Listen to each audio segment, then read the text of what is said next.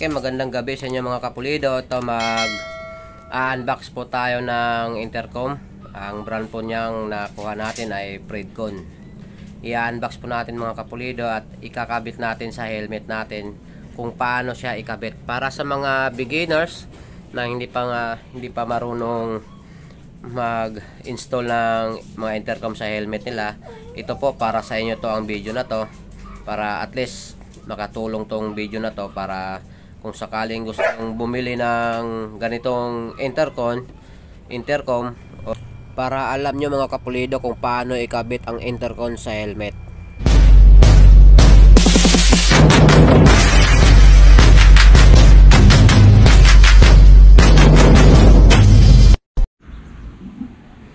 Yan mga kapulido, ito ang bago nating gamit ngayon, itong Fredcon. Ano to? T-Max ba to o 7Max? Ang ano? T-Max pala. Fredcon T-Max. Yan. May kasama na siyang t-shirt. Yan o. Bigay lang natin to ni Edward Chanko mga kapulido, ng may-ari ng Bigote Balls. Wow, Boss Ward, maraming salamat sa iyo Boss Ward. I-unbox natin to mga kapulido. Nabaliktad. Ayun o. Uy. Yan mga kapulido. Actually kanina binuksan ko na to kasi excited ako na makita tong loob eh. Yan o. Ito para sa helmet to, microphone. Dalawa ang ano dito mga kapulido, dalawang microphone. Para sa full face at saka sa half face. Ito ang para sa ano siguro. Ito ang para sa half face. Itong may wire. Yan. Ito ang para sa full face. Tapos kompleto to siya ng mga ano, ito. Yan, kompleto. Tapos ito yung sa helmet. Lalagay natin sa helmet. May kasama siyang tray mga kapulido. Tapos sticker. Dalawang sticker ng Fredcon. Ito yung charger. Ito yung charger mga kapulido. Yan. Itong ano, kalimutan ko nito, to allen. Ito pa may maliit pang bagay. Ito pa lang bago nating helmet ngayon mga kapulido, itong KYT. Mas komportable ako dito gamitin kasi alam naman ng lahat ng mga nagmumotor na magaan ang KYT. Di tulad nung isa kong gamit na helmet medyo mabigat, pag medyo katagalan na ano, nangangala yung ulo ko. Saka lalo pag nilagyan natin camera, lalo siyang bibigat. Ito mga kapulido, dagdag kaalaman sa mga wala pang alam sa mga ganitong sit up ng helmet, yung mga naglalagay ng ano, ng camera. Itong paglagay nyo ng mount mga kapulido, kailangan nakaliyad siya ng kaunti para yung kuha ng video malawak. Kasi pag i-straight nyo lang to, ang makakukuha ng video yun sa harapan ng motor nyo, sa kaunti lang yung makikitang view. Pag ganitong naka-slide siya ng kaunti, mas maganda, mas malawak yung makikita ng view. Yan mga kapulido. Saka itong helmet natin mga kapulido, ano to, TT Course na KYT. Maraming salamat din pala na nagbigay sa atin ito, si Japanese Martin. Sir, thank you very much sir sa binigay mong helmet sa atin, sa akin, itong KYT TT Course. Thank you very much sir. Papalitan ko lang ng ano to, ng lens. Kasi clear lang siya mga kapulido yung lens. Saka hindi siya ano, hindi siya double. Single lang po. Kaya papalitan ko to ng ano, yung painted para hindi masilaw sa paano ba mag-install ng Predcon intercon sa ating mga helmet. Ito mga kapulido, kahit hindi ako marunong, ituturo ko pa rin sa inyo kung paano mag-install at kung ano ang mga dapat gawin sa paglalagay ng intercon sa ating mga helmet. Ang intercon mga kapulido, malaking bagay yon para sa atin. Diba, sa pag mga nagra-rides tayo, may mga kasama tayong mga motorista, o diba may angkas tayo, sama natin yung mga girlfriend natin, mga asawa natin, hindi na kayo magsisigawan pag tuwing nag-uusap kayo at nagkukwentuhan kayo, kasi malaking bagay ang intercon. Ito mga kapulido, ikakabit natin ito ngayon na. Ito sa mga kapulido, dalawang piraso to.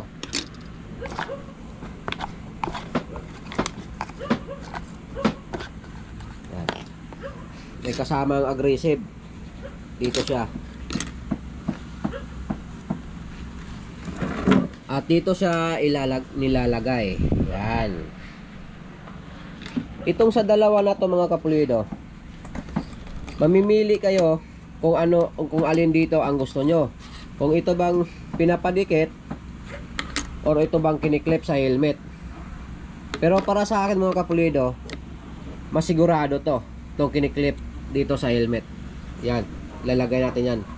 Hinihigpitan natin to mga kapulido para sigurado. Mamaya makikita nyo yan kung paano ko gawin. Tapos ito naman mga kapulido, ito dalawa ang microphone. Ito para to sa hapis. Itong ano na to, para sa hapis. Tapos ito para sa pole-fish. Ito, yan. Itong dalawa na to. Saka ito yung microphone niya mga kapulido, yan. Okay, kakabit ko na. Ito mga kapulido, binaklas ko na mga kapulido. Tinanggal ko na tong ito. Tinanggal ko na to. Kaya ko to binaklas kasi itong wire na to, dito natin iikot to sa loob. Saka ito mga kapulido, kinabit ko na yung lagayan ng intercom. Saka hihigpitan nyo na lang to. Ito ang paghigpit.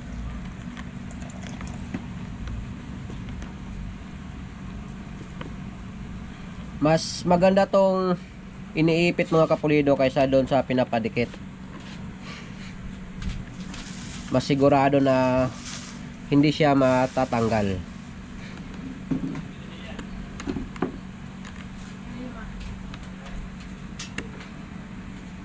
Kaya dito ko siya nilagay banda kasi yung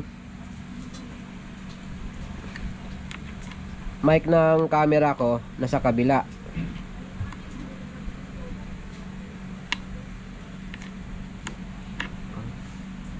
Makita.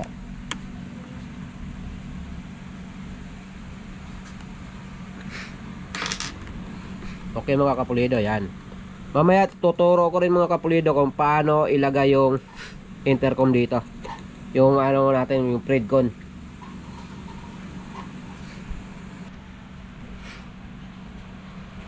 Ito mga kapulido, ito ang lagayan ng yung speaker ng ano natin, ng Predcon. Dito ko siya ikakabit to. Papadikit natin dito mga kapulido. Oh, yan oh. Ayan. Kailangan pagkabit ng mga kapulido maayos. No, hindi kayo magkamali paglagay kasi oh, ang tigas. Di nyo na matatanggal yan. Wala nang extra yan, 2 piraso lang yan mga kapulido. Sa kabila naman, dito ko naman sa ilagay itong banda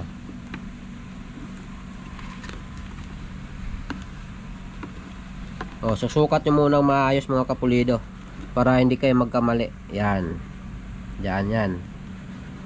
Oh. Tapos tanggalin na natin tong papel niya. Sa unti-untiin nyo lang paglagay mga kapulido. Kasi once na makabit na, hindi na matatanggal yan. Oh. Tsaka nyo na tanggalin yung buong papel. Yun. Okay. No, ganun lang sa kasimple mga kapulido.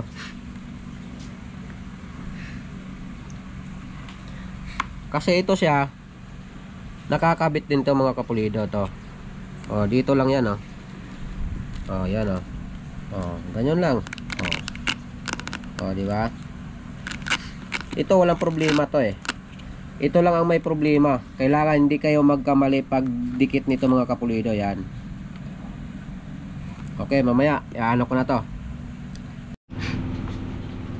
Ito mga kapulido, lalagay ko na to, ikakabit ko na sa lagayan niya. Itong may gitla, yan parang may kanal. Dito nyo siya ilalagay to.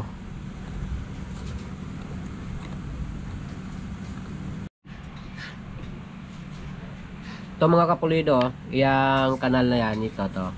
Dito nyo siya ipapasok, itong kanal na to.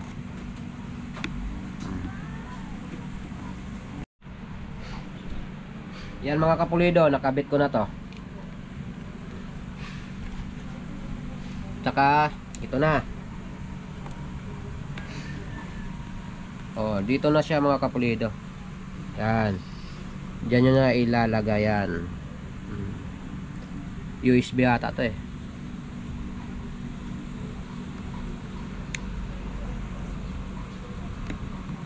Okay, kabit na siya. Saka madali lang tong tanggalin mga kapulido. Ipipix nyo lang to para matanggal lang din siya. Para pag tina-charge nyo, hindi kasama yung helmet. Ito lang tatanggalin nyo pag tina-charge nyo mga kapulido. Itong thread ko na to mga kapulido, ano to, kahit mga kukonekto ng mga 6 na tao, itong thread ko na ano natin na sa atin ngayon, itong T-Max Pro, hanggang mga 6 na riders ang kayang kunikan ito. Siguro malayo-layo din mga kapulido. Hindi ako ano sa kung ilang meters eh. Ang ano eh, basta malayo daw eh. Okay. Balik tayo. Kakabit ko na to. Okay mga kapulido, ito nakabit ko na mga kapulido. Yan. Andiyan na, nakadikit na siya. Pati dito. Dito inikot ko yung wire. Ate, lalamok ako. Tapos ito, mamaya ko na to iaayusin tong ano niya, yung microphone niya. Ikakabit ko muna tong microphone ng ano natin. Tong microphone ng GoPro ko mga kapulido. Yan. Haba kasi ng wire nito mga kapulido. Para malinis tingnan, saka hindi magulo, dito rin natin ilalagay lahat ng wire mga kapulido bago natin to ilagay. Okay.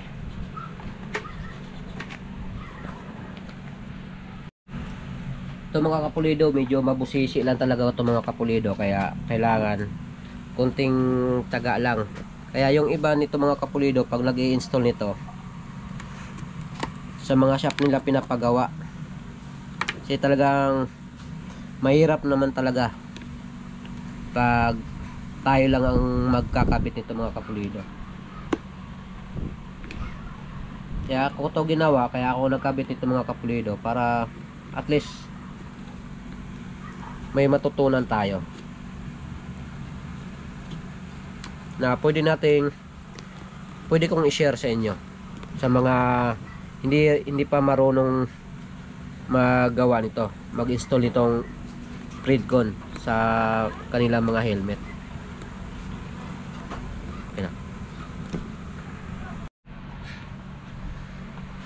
Ito mga kapulido, nakabit ko na tong kalahati. Pati yung itong wire ng microphone natin. Ito na, konti na lang.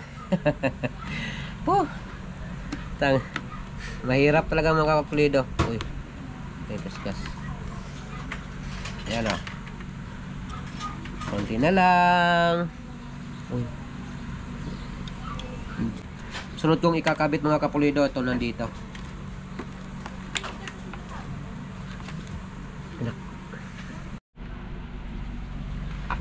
Yan mga kapulido, nakabit ko na. Ito, nalusot ko na rin dito yung sa ano ng camera. Ang gagawin ko na lang mga kapulido, ito. Itong sa Predcon. May maliit siyang aggressive. Dito nyo ilalagay itong area na to. Ditong area na to mga kapulido, ito. Dito nyo siya idikit.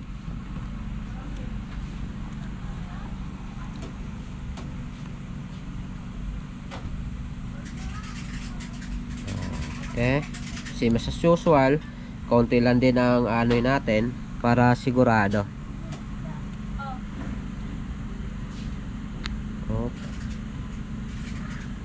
Okay.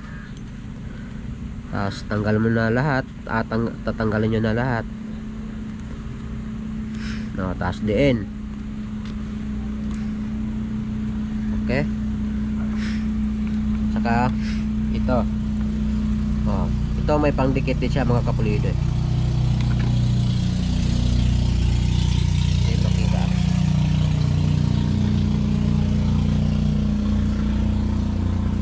Madilim. Oh, basta dito natin lagay. Oh, yan. Ay.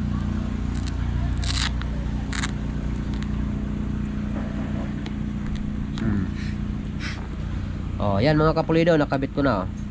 Ito. Tapos itong wire, kasi medyo mahaba, yan oh. Ayusin uli natin na hindi sa gabal.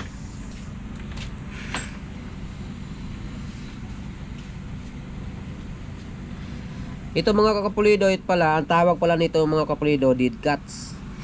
Yan. Para maganda yung kuha ng microphone natin, yung sa ano natin, sa GoPro. Oh, dito nyo lang yan isusuksok.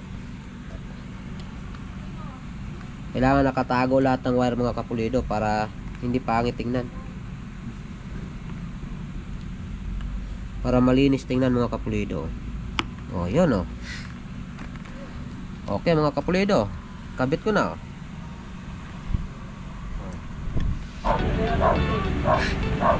Okay mga kapulido.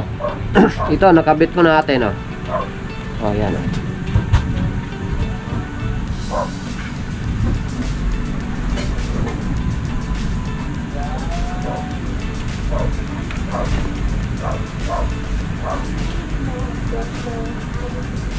Maraming salamat ulit sa inyong lahat, sa mga patuloy na sumusuporta sa akin at nagtitiwala sa akin. At shoutout din pala sa masipag nating subscribers na laging nagko-comment sa akin, laging nagla-like sa mga video natin. Sir, shoutout sa Sir Jeff Santos. Thank you very much sir sa lahat ng mga comment mo sa akin. God bless po sa inyong lahat mga kapulido. Ingat po kayo palagi sa mga biyahe nyo, sa mga lakad nyo. Ingat po kayo lagi. Bye bye. When you drop that booty down low.